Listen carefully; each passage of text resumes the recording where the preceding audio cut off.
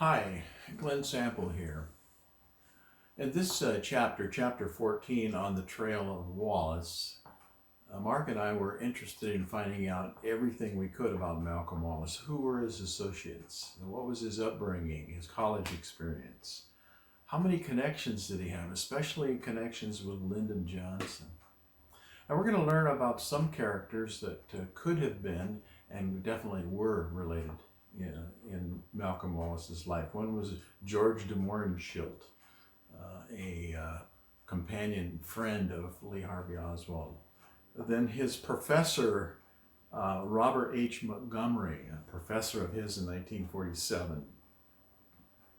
Horace Busby, closely related to LBJ.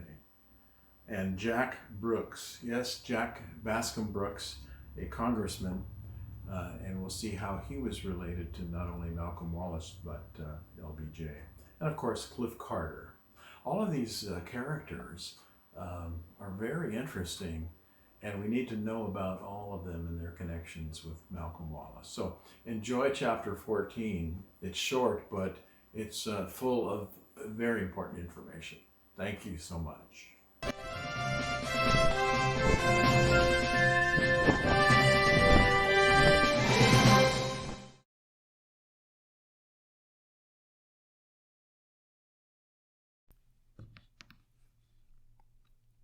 Chapter 14, On the Trail of Wallace.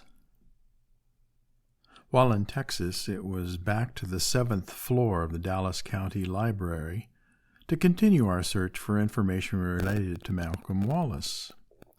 Since we had been inundated with information from files relating the Billy Saul Estes affair, we needed to finish weeding through it. It was like returning to a vein of gold. We knew it was rich, we just didn't know how much there was or how deep it would take us. By the end of this second day, we were able to determine somewhat hazily the career of Malcolm Wallace.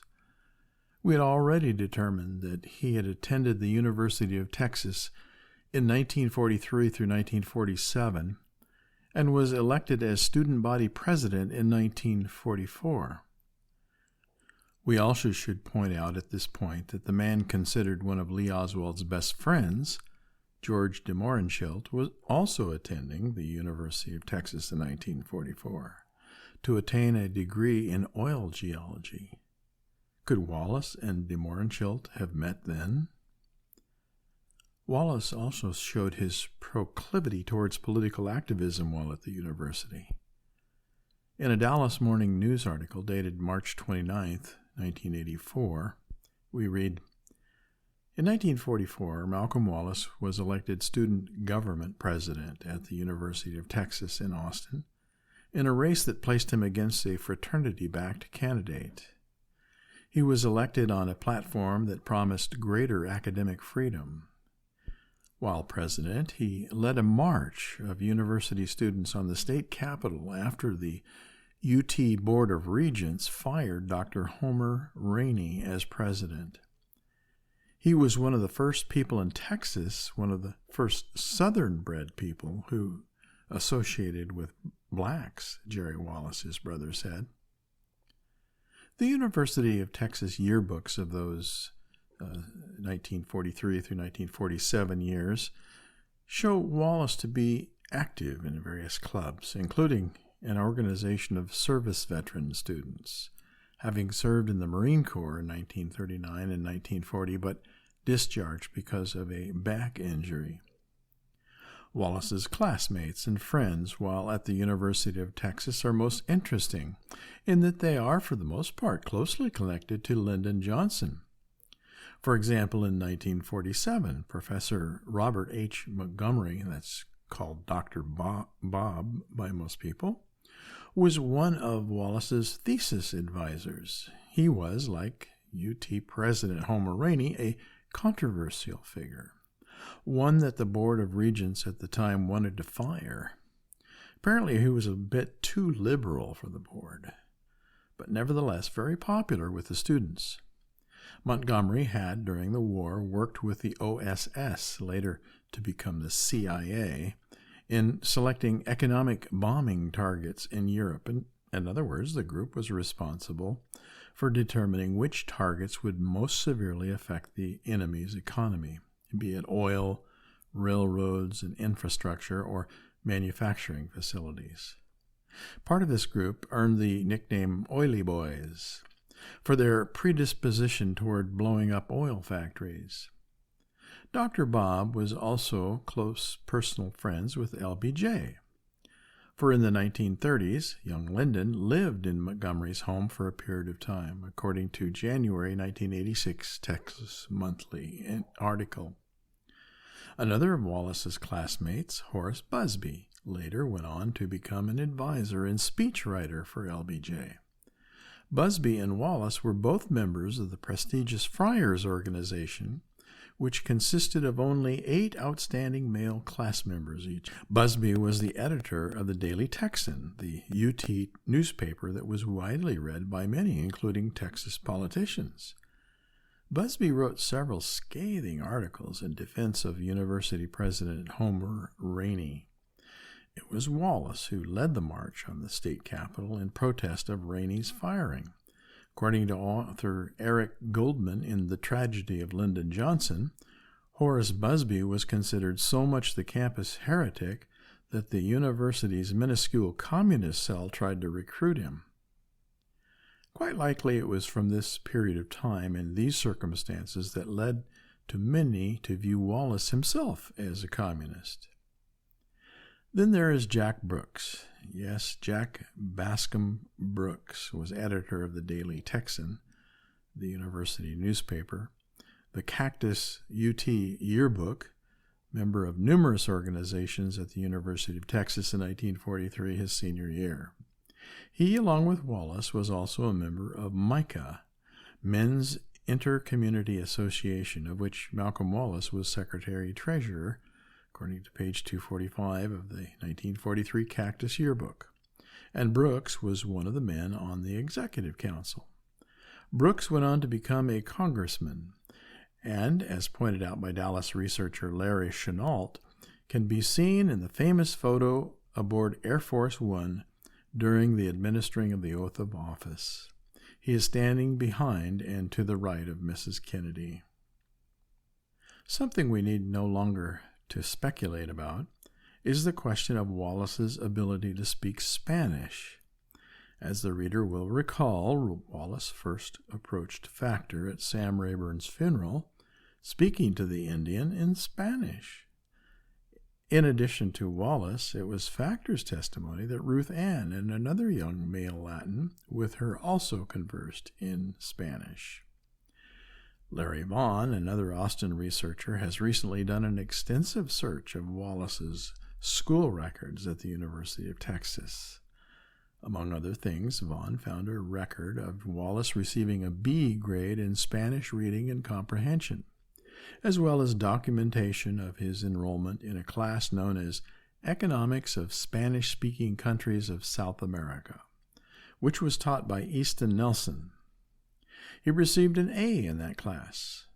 Wallace was also a member of the Spanish Club while a student at Woodrow Wilson High School.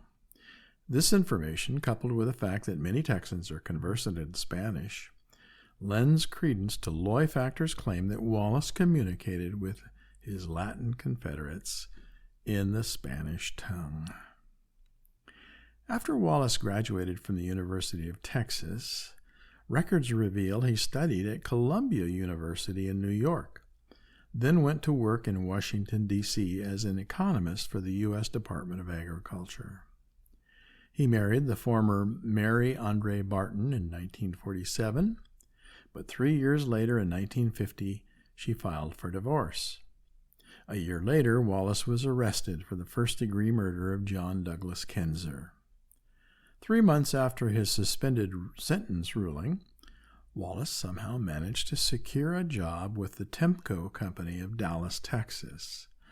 Temco, an acronym for the Texas Engineering and Manufacturing Company, was a military aircraft plant specializing in rebuilding aircraft, building aircraft subassemblies, and similar projects. In 1959, the company was bought by Ling Altec to form Ling Temco, the predecessor of LTV, Ling Temco Vought. According to company records, Wallace temporarily left Temco on November 21, 1952, and rejoined the company again on June 1, 1954, staying on for 7 years, leaving in February 19th of 1961. His date of leaving Temco was 3.5 months before Henry Marshall's murder. During those years, Wallace held supervisory jobs in manufacturing control and long-range planning. The company held a variety of defense contracts, including those for the Navy's Corvus missile and the TT-1 Pinto Navy jet trainer. From 1959 through 1961, Wallace was a general supervisor in program management for the Corvus missile project. It was inconceivable, according to company spokespersons, that Wallace could have operated in these spheres without a security clearance. In fact, files show that he did indeed have clearance right up until September 18th of 1964, when Defense Department's Industrial Personnel Access Authorization Screening Board stripped Wallace of the clearance on grounds of criminal, infamous, immoral, and notoriously disgraceful conduct. The reasons stated were the murder conviction, 2 drunken driving convictions, indication that Wallace was a communist, as well as a homosexual. A portion of Wallace's naval intelligence file states this: the FBI, San Antonio, Texas, had conducted a security-type investigation of subject, consequent to information received that subject was suspected of subversive affiliation with common-sense groups and the 18-year-old Movement for Voting franchise, believed to be a possible front organization infiltrated by communists in the 1940s, possibly stemming from the subject's connection with Dr. Homer P. Rainey. The question is, how did Malcolm Wallace, a convicted murderer, tainted by a suspected communist background, manage to achieve the security clearance necessary to work for defense contractors of that time period? A possible answer could possibly lie in the article Mark and I found in the Dallas Morning News, dated May 13, 1984. In 1961, Wallace left Texas to go to Anaheim, California, to work for Ling Electronics. The change of jobs is what prompted the 1961 background check, said one of the former Navy intelligence officers. The officer who conducted the background check said there was an investigation that I can verify. He asked that his name not be used. The second Navy intelligence officer who supervised the Texas end of the background check and now works in Dallas confirmed that the report was compiled and forwarded to Washington. Wallace had been active in politics while at the University of Texas, and authorities who investigated the Kinzer murder said they found information linking Wallace to Communist Party activity in the United States, according to one investigator who also wished that his name not be used. Former Texas Ranger Clint Peoples, who investigated the Kinzer murder, said the Navy intelligence officer who compiled the background report indicated to him in November of 1961 that Johnson may have been a factor behind Wallace's employment with the defense contractors. I was furious that they would even consider a security clearance for Wallace with the background he had, said Peoples, who is a U.S. Marshal in Dallas.